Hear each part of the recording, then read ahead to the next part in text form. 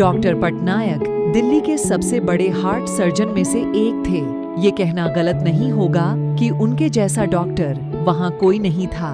काम में सबसे अनुभवी और जमीनी स्तर से जुड़े हुए वो बहुत ही विनम्र इंसान थे।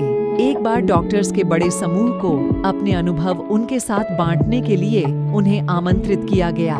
डॉक्टर पटनायक 2 वर्षों से अमेरिका में अपनी सेवाएं दे रहे थे और जब पता चला कि उन्हें दिल्ली जाकर डॉक्टर्स के एक बड़े ग्रुप को संबोधित करना है और इस ग्रुप को बताना है कि वो गांव-गांव तक अपनी सेवाएं कैसे पहुंचा सकते हैं, गांव के लोगों को हॉस्पिटल से कैसे जोड़ सकते हैं और गांवों में हॉस्पिटल का निर्माण कर मुफ्त में अपनी सेवाएं जन जन तक कैसे पहुंचा सकते हैं। उन्हें जब इस बात का भी पता चला कि दिल्ली से कुछ दूर एक गांव में डॉक्टर्स की मीटिंग रखी गई है, तब वे बहुत खुश हुए, क्योंकि डॉक्टर पटनायक दिल्ली के अलावा कई गांवों में अपनी मुफ्त सेवाएं दे चुके थे और उन्हें गांवों के लोग बहुत मानते थे।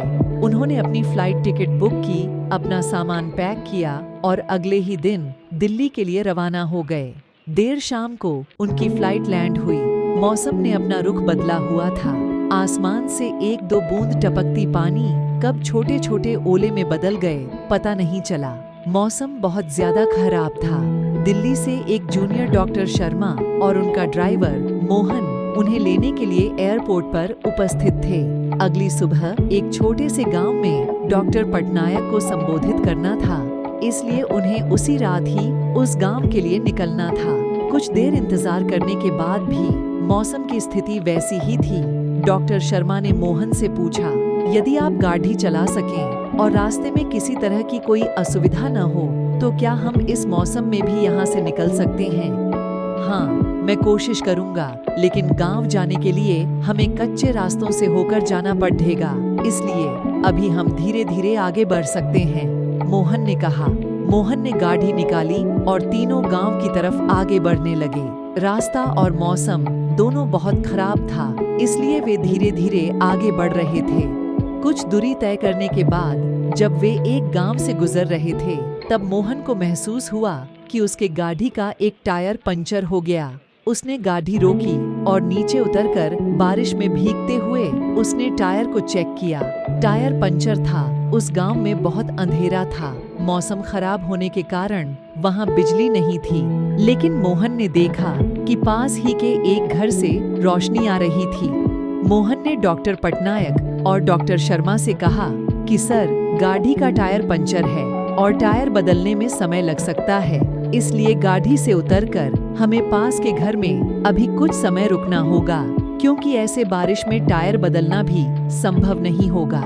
इसलिए गाड़ी से उतरकर हमें पास के घर में अभी कुछ समय रुकना होगा, क्योंकि ऐसे बारिश में टायर बदलना भी संभव नहीं होगा।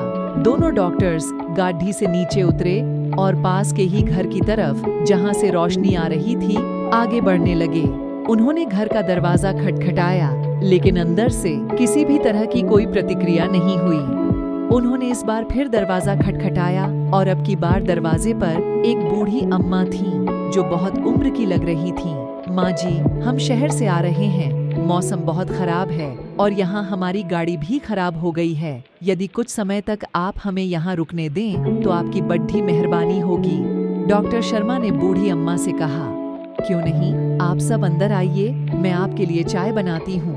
बूढ़ी अम्मा ने जवाब देते हुए कहा, ये बिस्तर पर यह छोटा बच्चा क्यों कराह रहा है, इसे क्या हुआ? डॉ पटनायक ने बच्चे की कराह सुनी और बूढ़ी अम्मा से पूछा, अब क्या बताएं साहब, गांव में हॉस्पिटल की सेवाएं नहीं हैं। हर छोटी बड़ी बीमारी के लिए शहर जाना पड़ता है। यह मेरा इकलौता पोता है। शुरुआत में इसे खांसी थी, धीरे धीरे इसकी छाती में दर्द होने लगा और जब मैंने इसके इलाज की प्रक्रिया पता की तो मुझे पता चला कि मेरा पोता एक बहुत बड़ी बीमारी से जूझ रहा है। इसके हार्ट में बड़ी समस्या है।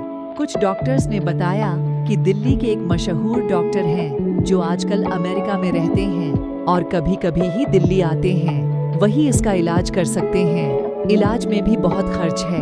मेरे पास इतने पैसे नहीं कि मैं अपने पोते का इलाज करा सकूं। गरीबी और हॉस्पिटल न होने के चलते ही मैं अपने बेटे और बहू को भी नहीं बचा सकी, वो भी बीमारी से लाड हटते हुए ही चल बसे। मेरे पोते के साथ ऐसा न हो और वो जल्दी स्वस्थ हो जाए, इसलिए मैं रोज हर समय भगवान के सामने दिए जलाए रखती हूँ ताकि भगवान मेरे इस चिराग को बुझने न दें। मैं हर जो भगवान से प्रार्थना करती हूँ कि जब भी डॉ पटनायक दिल्ली आए तो मुझे किसी के माध्यम से पता चल सके और मैं उनसे मेरे पोते की जान बचाने की भीख मांग सकूं। अब सब मैंने भगवान पर छोड़ दिया है साहब, ऐसा कहकर बूढ़ी अम्मा रोने लगी।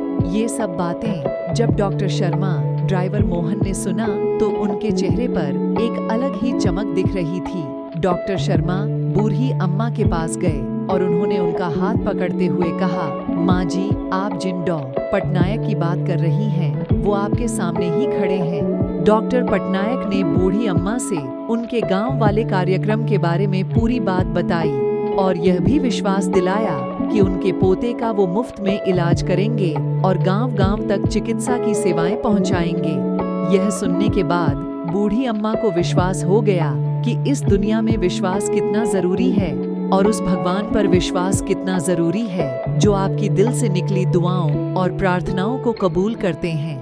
अगली सुबह सभी डॉक्टर्स को डॉक्टर पटनायक ने संबोधित किया और उन्हें गांव-गांव में हॉस्पिटल और चिकित्सा से जोड़ने के लिए हर संभव प्रयास जो वो सब कर सकते हैं इसके लिए कहा। बूढ़ी अम्मा के पोते का इलाज हुआ और वो अब स्वस्थ है। गांव-गांव तक डॉक्टर्स पहुंचे और हॉस्पिटल खुलने लगे। दोस्तों, इस कहानी से हम क्या सीख सकते हैं? उस भगवान पर भरोसा रखिए जो आपके साथ कभी गलत होने नहीं देगा। वो किसी न किसी रूप में आकर आपका साथ देगा। अपनी हिम्मत को टूटने मत दीजिए।